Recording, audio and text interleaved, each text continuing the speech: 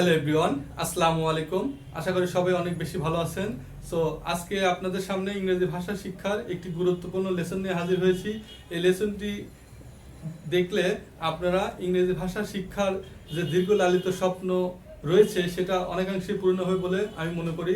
আজকে আমরা শিখব একটা বাক্যে যে সকল ওয়ার্ড দিয়ে বাক্য তৈরি করা হয় সেই সকল ওয়ার্ডকে আমরা কি নামে চিনি, কিভাবে তাদের পরিচয় পাওয়া যায়, সেই সকল বিষয় নিয়ে আমরা আজকে জানার চেষ্টা করব। সো চলুন কথা না বাড়িয়ে আমরা লেসনের মধ্যে চলে যাই। সো একটা ইংলিশ সেন্টেন্স যেভাবে তৈরি হয় সেটা হলো সাবজেক্ট, ভার্ব, অবজেক্ট। এছাড়াও আরো অনেক, এই প্রথমে সাবজেক্ট লাগবে, তারপর ভার্ব লাগবে, এরপরে আরো কিছু এক্সট্রা তথ্য দেয়, সেটা অবজেক্ট হতে পারে বা অন্য কিছু হতে পারে। সো আমরা সাবজেক্টের ডেফিনিশন জানবো। সাবজেক্টের ডেফিনিশন হলো যার দ্বারা বা মাধ্যমে ক্রিয়া সংঘটিত হয় তাকে সাবজেক্ট বলে। যেমন বাক্যে ভার্বকে হু বা হুম দ্বারা প্রশ্ন করলে যে উত্তর পাওয়া যায় সেটি হচ্ছে সাবজেক্ট। যেমন আমি যদি বলি যে আই ইট রাইস, আমি ভাত খাই, আমরা জানি বাংলা বাক্যে ক্রিয়া থাকে বাংলা বাক্যের শেষে। তো আমি ভাত খাই, এখানে শেষ শব্দটি হলো খাই। তাহলে আমরা যদি জিজ্ঞেস করি কে খায়, আমি খাই, তাহলে আমিটি হলো সাবজেক্ট। এখন আমরা জানবো হলো ভার্ব। আসলে সাবজেক্ট নিয়ে তেমন একটা সমস্যা নাই। আরেকটু কথা বলে রাখি, সাবজেক্ট হিসেবে আমাদের যে সকল জিনিস ব্যবহার হয় সেগুলো হলো সাবজেক্ট হিসেবে নাউন, প্রোনাউন, এই দুটো জিনিসই ব্যবহার করা হয়। সো এমনিতে দেখবেন যে অনেকগুলো শব্দ দিয়ে কিছু সাবজেক্ট ব্যবহার করা হয়, সেগুলো আসলে নাউন ফ্রেজ বা অ্যাডজেক্টিভ ফ্রেজ বা অ্যাডভার্ব ফ্রেজ। কিন্তু যেটাই আমরা সাবজেক্ট হিসেবে ব্যবহার করি না কেন সেটা কিন্তু ঘুরে ফিরে নাউন বা প্রোনাউন হবে। ওকে, নাউন বা প্রোনাউন ছাড়া সাবজেক্ট হয় না। এখন বলতে পারেন যে অনেক সময় আমরা তো ভার্ব দিয়ে সাবজেক্ট তৈরি করতে দেখেছি, যে সুইমিং ইজ মাই হবি। ওকে, সাঁতার কাটা আমার হলো শখ। এই সুইমিংটা এখানে আর কি ভার্ব নাই, একটা নাউন হয়ে গেছে। ওকে, এবং এগুলোকে কি নাউন বলা হয় সেটা আমরা ধীরে ধীরে জানবো। ওকে, সো এখন আমরা জানবো ভার্ব। ভার্ব কাকে বলে? আমি এখানে ভার্বের সংজ্ঞা লিখেছি যে যে সকল শব্দ দ্বারা কাজ করা বোঝায় তাকে ভার্ব বলে। ওকে, সো আসলে কাজ করা বলতে কি বুঝি? ওকে, আমরা যদি লিখে রাখি যে প্লে মানে খেলা, সি দেখা, কাম আসা, সেন্ড পাঠানো, সেল বিক্রি করা। সো ডিয়ার অডিয়েন্স, দেখুন আমি এখানে কিছু শব্দ লিখেছি, প্লে, সি, কাম, সেন্ড, সেল। এগুলো কি আসলে ভার্ব? সো উত্তর হলো যে আমরা সবাই এক বাক্যে বলবো যে এগুলো অবশ্যই ভার্ব। কিন্তু আসলে ভার্ব এটা আমরা কিভাবে বুঝবো? এই খেলা দ্বারা কি আসলে কোনো কাজ করা বোঝাচ্ছে? দেখেন আমি লিখে রেখেছি যে যে সকল শব্দ দ্বারা কাজ করা বোঝায় তাকে ভার্ব বলে। এই খেলা দ্বারা কি আসলে কোনো কাজ করা বোঝাচ্ছে? বা দেখা দ্বারা কি কোনো কাজ করা বোঝাচ্ছে? দেখা কি কোনো কাজ? অবশ্যই উত্তর হলো না। খেলা, দেখা, আসা, পাঠানো, বিক্রি করা, এগুলো দ্বারা কোনো কাজ করা বোঝাচ্ছে না, তাহলে এগুলো অবশ্যই ভার্ব না। এখন বলতে পারেন যে সারা জীবন আমরা জেনে এসেছি প্লে, সি, কাম, সেন্ট, এগুলো হলো ভার্ব। ওকে, তাহলে এটা কেন ভার্ব নয়? আপনি যে তথ্যটা দিচ্ছেন এই তথ্যটা তো ভুল। আসলে কেন এগুলো, এই তথ্যগুলো ভুল আমি এবং কেন এই তথ্যগুলো ভুল নয় সেটা আমরা আলোচনা করব। ওকে, এই আলোচনা দেখলে আপনারা বুঝতে পারবেন আসলে ভার্ব জিনিসটা কি। ওকে, সো এইগুলোকে আমরা বলবো হলো, এগুলো একটা নাম, খেলা একটা নাম, দেখা একটা নাম, আসা একটা নাম, এগুলো একটা নাম। ওকে, এগুলোকে বলা হয় নাউন বা ভাববাচক বিশেষ্য। ওকে, ইংরেজিতে দেখবেন যে ভার্বাল নাউন বলে, ভার্বাল নাউন বলে। ওকে, সো এইগুলো কখন আসলে এই ভার্ব হিসেবে ব্যবহার করা হয়? ওকে, সেটাই আমরা আজকে জানবো। ভার্ব হতে গেলে দুইটা শর্ত অবশ্যই মানতে হবে। এক হলো সাবজেক্ট থাকতে হবে এবং দুই হলো টেন্স থাকতে হবে। তো ভার্ব তখনই হবে যখন হলো সাবজেক্ট থাকে। তাহলে আমরা একটু লিখি, আই প্লে, আমি খেলি।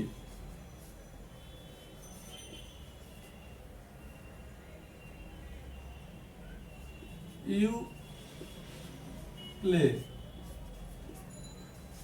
তুমি খেলো। হি প্লেস, সে খেলে। তো ডিয়ার অডিয়েন্স, দেখুন আই প্লে আমি খেলি, ইউ প্লে তুমি খেলো, হি প্লেস সে খেলে। ওকে, দেখেন এখানে এই এখানে কিন্তু দেখেন চেঞ্জ হয়ে গেছে, আমি খেলি তুমি খেলো সে খেলে। এখন দেখেন খেলি, খেলো, খেলে, এগুলো আসলে এইগুলো দ্বারা কাজ বোঝায়, কিন্তু এই যে আমরা খেলা, খেলা দ্বারা কিন্তু কোনো কাজ বোঝায় না। এখানে খেলি, খেলো, খেলে, এই এই শব্দগুলো দ্বারা কিন্তু কাজ করা বোঝাচ্ছে। ওকে, আর প্লে, খেলা, এটা কোনো কাজ করা বোঝাচ্ছে না। ওকে, এটা একটা কাজের নাম বোঝাচ্ছে। এই এই তিনটা এই তিনটা শব্দকে আমরা যে নামে ডাকি সেটা হলো খেলা। ওকে, এবং এটা যে ভার্ব হয়, মানে কোনো কাজ করা বোঝাচ্ছে, এটা কিন্তু আমরা চেঞ্জ করতে পারবো। এটা এখন আমি যদি টেন্স চেঞ্জ করি তাহলে কিন্তু এইগুলো চেঞ্জ হয়ে যাবে। যে আই প্লেড, আমি খেললাম বা আমি খেলেছিলাম। ইউ প্লেড, তুমি খেলেছিলে। হি প্লেড, সে খেলেছিল। দেখেন প্রত্যেক ক্ষেত্রেই এই উচ্চারণ এবং এই যে রূপ, এই রূপের পরিবর্তন হচ্ছে। এই রূপের যে পরিবর্তন হবে তখন সেটা হবে ভার্ব। ওকে, কিন্তু খেলা, এই খেলাটা আমরা কোনো টেন্সে যখন এই খেলা, শুধু খেলা শব্দটা যখন আমি বাক্যের মধ্যে দিব তখন কিন্তু আসলে এই খেলার দ্বারা কোনো পরিবর্তন হবে না, তখন এই খেলাটা আসলে নাউন হয়ে যাবে। ওকে, নাউন হিসেবে কাজ করবে এই খেলা আমরা যতই টেন্স রূপের মানে টেন্সে ফেলে দেই তখন এই খেলা শব্দটা অর্থ পরিবর্তন হবে না। কিন্তু আমরা ভার্ব হিসেবে যখন এই শব্দগুলো ব্যবহার করব তখন হলো বিভিন্ন টেন্সে বিভিন্ন ধরনের অর্থ আসবে। যেমন আমি খেলি, তুমি খেলো, আমি খেলিতেছি, তুমি খেলিতেছো, সে খেলতেছে। দেখেন চেঞ্জ হচ্ছে। ওকে, এই এই খেলি, খেলো, খেলে, এই খেলি, খেলো, খেলে, এইগুলো দ্বারা কাজ করা বোঝাচ্ছে, কিন্তু খেলা দ্বারা কিন্তু কোনো কাজ করা বোঝাচ্ছে না। খেলা হলো একটা নাউন হিসেবে বা একটা নাম হিসেবে পরিগণিত হয়েছে। তাই আমরা হলো ভার্ব তখনই হবে যখন এই ভার্বের আগে একটা সাবজেক্ট থাকবে এবং এটাকে টেন্সের মধ্যে রূপান্তরিত করা যায়, তখন সেগুলো হবে ভার্ব, আদারওয়াইজ ভার্ব হবে না।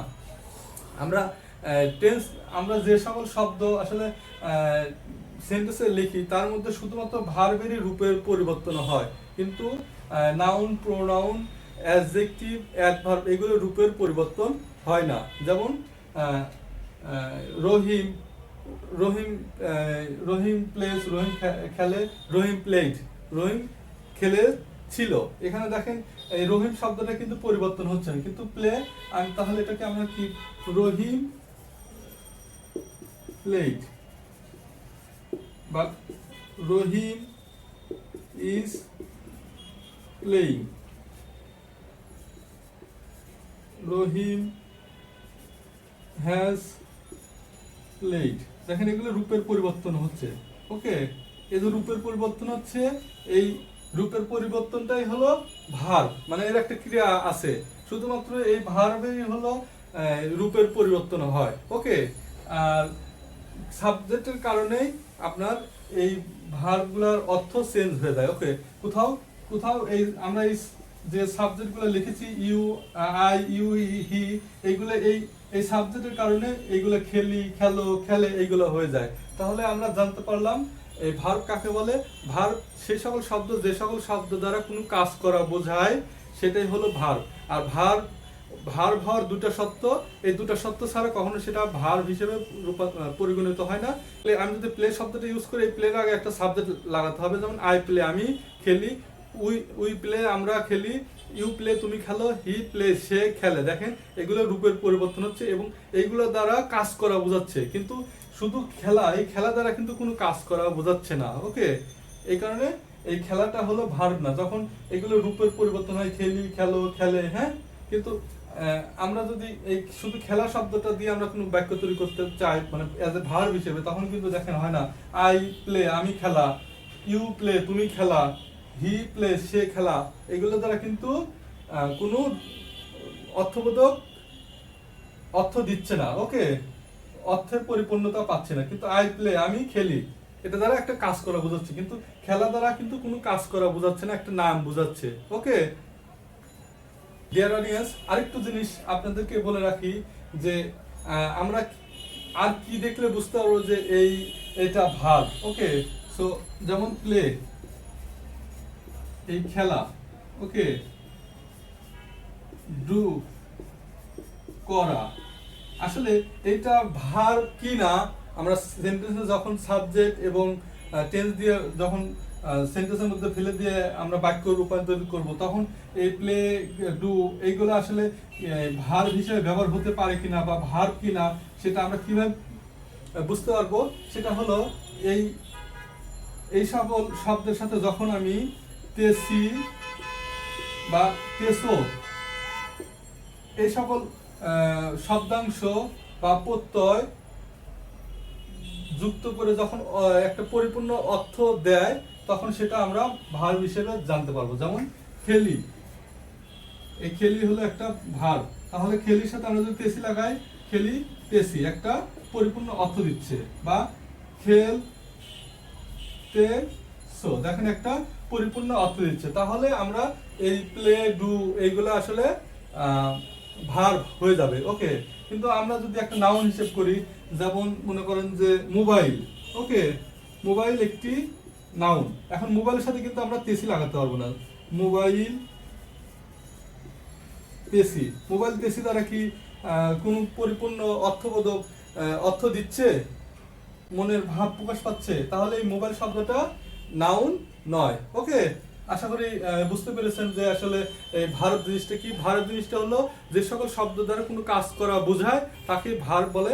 ভার্ব এখন হলো ভার্ব হওয়ার দুটো সত্য না হলে সেই শব্দ কখনোই ভার্ব হবে না।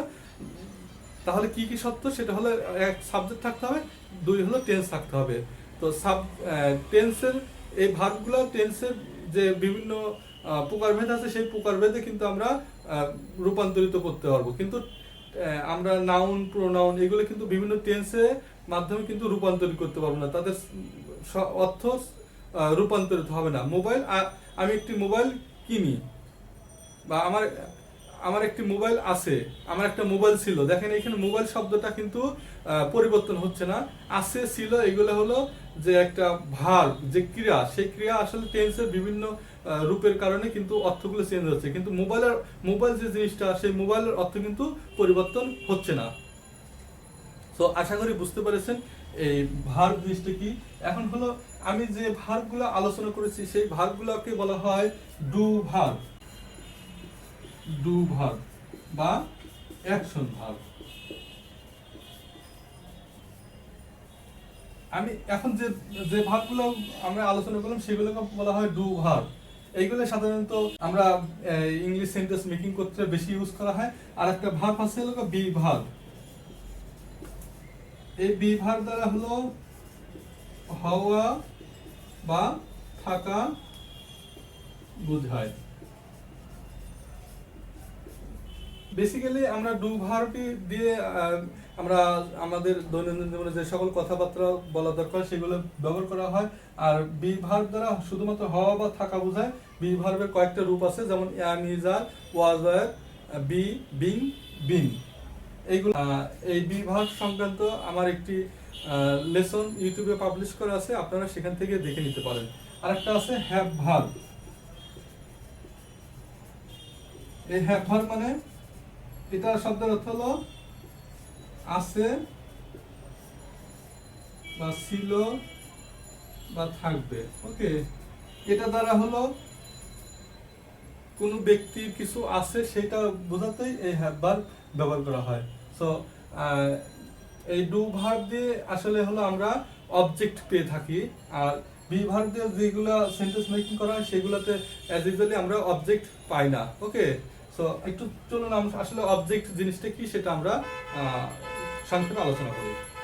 সো অবজেক্ট হলো যাকে আশ্রয় করে ক্রিয়া সংঘটিত হয় তাকে অবজেক্ট বলে। যেমন ভার্বকে কি বা কাকে দ্বারা প্রশ্ন করলে যদি উত্তর পাওয়া যায় সেগুলো সাধারণত অবজেক্ট হয়। কিছু ব্যতিক্রম আছে, সেগুলো আসলে আমরা বিগিনার লেভেলে, এই কারণে আমরা সেই বিষয়ে এখন আলোচনা করব না।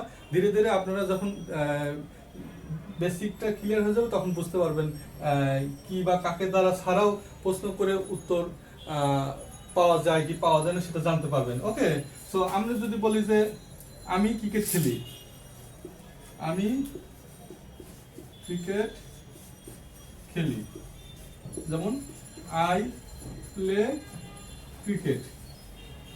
দেখেন তাহলে আমি ভার্বকে কি বলবো, ক্রিয়াকে কি বলবো, কি বা কাকে দ্বারা প্রশ্ন করব, কি খেলি, ক্রিকেট খেলি। ওকে, কাকে খেলি এখানে নাই, তাহলে ক্রিকেটটাই হলো অবজেক্ট। ওকে, আমি রহিমকে একটি কলম দিলাম, I gave a pen to Rahim. Okay, আমি এখন যদি বলি দিলাম, কি দিলাম, একটা কলম, কাকে দিলাম, রহিমকে, তাহলে এই রহিম এবং একটি কলম এই দুটাই হলো অবজেক্ট। ওকে, কিন্তু কিন্তু সব ক্ষেত্রে আমরা কিন্তু অবজেক্ট পাবো না বাক্যে। সো চলুন একটু জেনে নেওয়া যাক আসলে কোথায় আমরা অবজেক্ট পাবো না। ডিয়ার অডিয়েন্স, এখানে দেখুন শুধুমাত্র বি ভার্ব দ্বারা গঠিত বাক্যে কখনো অবজেক্ট পাওয়া যায় না। ওকে, সো দেখেন বি ভার্ব দ্বারা গঠিত বাক্য কি, যেমন আই অ্যাম এ টিচার। ওকে, এখানে দেখুন আমি হই শিক্ষক, কাকে দ্বারা প্রশ্ন করি, কাকে হয় এবং কি কি হয়, তাহলে কি উত্তর পাচ্ছি, তাহলে উত্তর পাচ্ছি না। তাহলে আই এম এ টিচার এখানে কিন্তু অবজেক্ট পাচ্ছি না। যেমন আই অ্যাম অনেস্ট, আমি হই সৎ, এখানে কি এই সৎ দ্বারা কি আমরা অবজেক্ট পাচ্ছি, কে হয়, কি হয় সৎ, কাকে হয় সৎ, এই প্রশ্ন করলে কি উত্তর পাওয়া যায়, তাহলে এটা কিন্তু আমরা উত্তর পাচ্ছি না। এরকম ভাবে আমরা বলতে পারি যে আই এম হিয়ার, আমি এখানে আছি, এই হিয়ার এখানে কাকে আছি, কি আছি, এখানে প্রশ্ন করলে কি উত্তর পাওয়া যাচ্ছে না, তাহলে কিন্তু এখানে আমরা অবজেক্ট পেলাম না। তাহলে আমরা অ্যাজ ইউজুয়ালি প্রচলিত জানি যে subject plus verb plus object, এই অবজেক্ট ছাড়াও কিন্তু সেন্টেন্স মেকিং হতে পারে। ওকে, তাহলে এখন প্রশ্ন হলো যে I am here, I M a teacher, I am honest, এগুলো আসলে কি। এখন আমরা জানি যে আই হলো সাবজেক্ট, এম হলো ভার্ব, তাহলে এই অনেস্টটা কি, এই অনেস্টটাকে বলা হয় কমপ্লিমেন্ট। এই অনেস্টটাকে কি বলা হয়, কমপ্লিমেন্ট। কমপ্লিমেন্ট শব্দের অর্থ হলো পূরক। তো আমরা একটু কমপ্লিমেন্ট শব্দ, কমপ্লিমেন্ট জিনিসটা কি সেটা একটু জানার চেষ্টা করব। ওকে,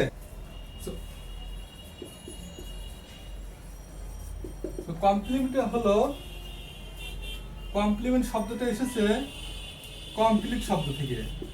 কমপ্লিট অর্থ হলো সম্পূর্ণ, তো আর কমপ্লিমেন্ট শব্দের অর্থ হলো পুরো। ওকে, সো কমপ্লিমেন্ট হলো বাক্যের অর্থকে পরিপূর্ণতা বা ইনহ্যান্স করার জন্য বা সমৃদ্ধ করার জন্য যে সকল শব্দ বা শব্দগুচ্ছ, গ্রুপ অফ ওয়ার্ড ব্যবহার করে বাক্যের অর্থের পরিপূর্ণতা প্রকাশ করা হয়, সেই সকল শব্দগুলাকেই আমরা কমপ্লিমেন্ট বলবো। ওকে, সো চলুন একটু উদাহরণ দিলে আপনারা বিষয়টি বুঝতে পারবেন। যেমন আই অ্যাম হিয়ার, আমি এখানে আছি, তাহলে আই হলো সাবজেক্ট, অ্যাম হলো ভার্ব, আর হিয়ার হলো কমপ্লিমেন্ট। সো এই হিয়ারটাকে কি কমপ্লিমেন্ট বলবো, আমরা বলবো adverbial complement. Where, when, how, এই শব্দগুলোর অর্থ যেখানে পাবো সেগুলো সাধারণত কমপ্লিমেন্ট হয়। আর হোয়াট আর হুম দ্বারা আসলে আমরা সাবজেক্ট চিনছি, সাবজেক্ট এবং অবজেক্ট চিনছি। ওকে, সো আমি একটু লিখি আই অ্যাম অনেস্ট। সো এখানে আই হলো সাবজেক্ট, অ্যাম হলো ভার্ব, আর অনেস্টটা হলো কি, সৎ। সো এখানে এই যে অনেস্ট সৎ, এটাকে কি বলবো আমরা, হলো এই অনেস্টটা হলো কমপ্লিমেন্ট। এটা কিন্তু কোনো অবজেক্ট না। কমপ্লিমেন্ট হলো সেই সকল শব্দ বা শব্দগুচ্ছ যেগুলোকে হলো গ্রামাটিক্যাল বাক্যে বসে বাক্যের অর্থকে ইনহ্যান্স করে, ওকে। এবং এগুলো দ্বারা আমরা হলো হোয়ার, হোয়েন, হাউ এই সকল প্রশ্নের উত্তর পাই। যেমন আমি কেমন, আমি সৎ, ওকে। তো সৎটা হলো অ্যাডজেক্টিভ, তাহলে এটা হবে অ্যাডজেক্টিভ কমপ্লিমেন্ট, ওকে। আমি বলতে পারি যে আই অ্যাম অ্যাট মার্কেট। আমি এখন কোথায়, আমি মার্কেটে আছি। তাহলে আমি কোথায়, আমি আসি, কোথায় আসি, হয় তার প্রশ্ন করলে আমি মার্কেট আছি। এই মার্কেটটা কি এই ভার্বকে মডিফাই করছে, ভার্ব সম্বন্ধে অতিরিক্ত তথ্য দিচ্ছে, বা আমি কোথায় আছি। এই মার্কেট একটা প্লেস হয় মানে কোথায়, প্লেস তো, তাহলে এটা হলো মার্কেট সম্বন্ধে অতিরিক্ত তথ্য দিচ্ছে, তাহলে এটা হলো অ্যাডভার্ব, ওকে। Adverb complement. তাহলে আই গো টু মার্কেট, আমি মার্কেটে যাই, তাহলে এটা হলো ভার্ব, এটা হলো সাবজেক্ট, আর এই মার্কেটটা হলো প্লেস, তাহলে এটা হলো অ্যাডভার্ব হিসেবে কাজ করবে, ওকে। তাহলে এগুলাকে বলা হয় কমপ্লিমেন্ট, অ্যাডভার্ব কমপ্লিমেন্ট। সো আশা করি আপনারা বুঝতে পেরেছেন যে কমপ্লিমেন্ট জিনিসটা কি। আমরা হলো কি বা কাকে দ্বারা, ভার্বকে কি বা কাকে দ্বারা প্রশ্ন করে যদি উত্তর পাই তাহলে সেটা হবে অবজেক্ট, আর কি বা কাকে দ্বারা প্রশ্ন করে যদি উত্তর পাওয়া না যায় তাহলে সেটা হবে কমপ্লিমেন্ট, ওকে।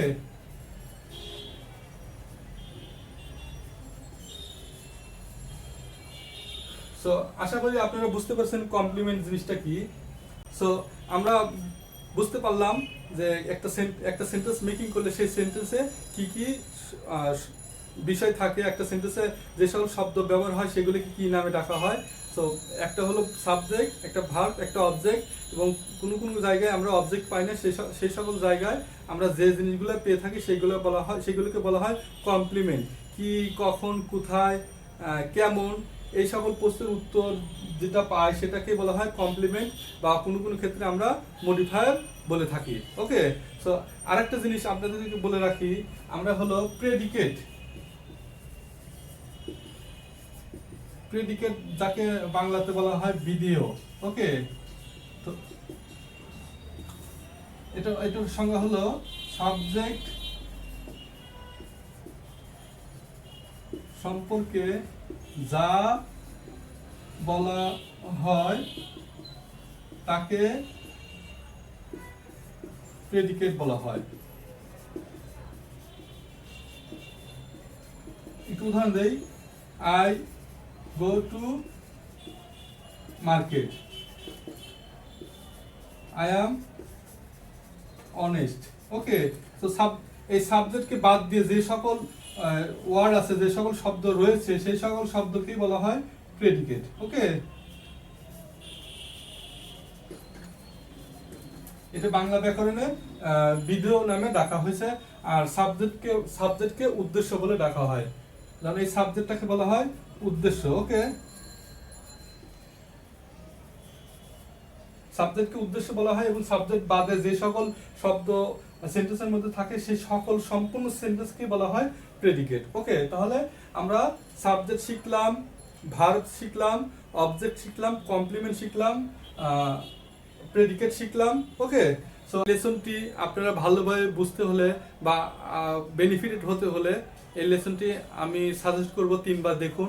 3বার দেখলে অবশ্যই আপনারা কিছু নতুন তথ্য পেয়ে যাবেন, যেই তথ্যের উপর ভিত্তি করে আপনাদের ইংরেজি শিক্ষার যে লালিত স্বপ্ন আছে সেই স্বপ্নটা পূরণ হবে বলে আমি মনে প্রাণে বিশ্বাস করি। সো লেসনটি যদি ভালো লেগে থাকে তাহলে অবশ্যই লাইক দিবেন পরবর্তী ভিডিও পাওয়ার জন্য। That's all for this time. Thank you. আসসালামু আলাইকুম।